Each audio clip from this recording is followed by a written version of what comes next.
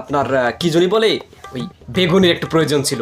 খাওয়ার পাশাপাশি আমরা একটু সবাইকে যদি বেগুনি পরিবেশন করাতাম, কারণ আমি শেখ মুজিব বলছি, যেভাবে আপনাদেরকে খাবারটা পরিবেশন করাবো সেটা ইতিহাস হয়ে থাকবে।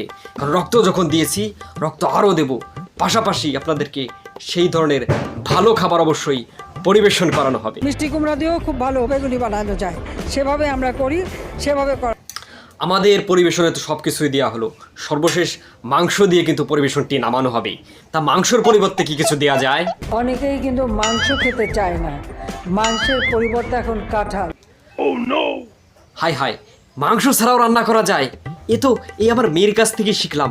তাজ্জব ধরনের রন্ধনশিল্পী হয়েছে তো তুমি। যাই হোক, একটু মাছের ব্যবস্থা আমরা করতে যাচ্ছি। মাছের পরিবর্তে কি কোনো কিছু দেওয়া যায়? মাছের কাটা একটা সমস্যা, অনেকে মাছ খেতে চায় না, কিন্তু প্রক্রিয়াজাত করলে পরে কিন্তু এই কাটাও কিন্তু নরম করে ফেলা যায়।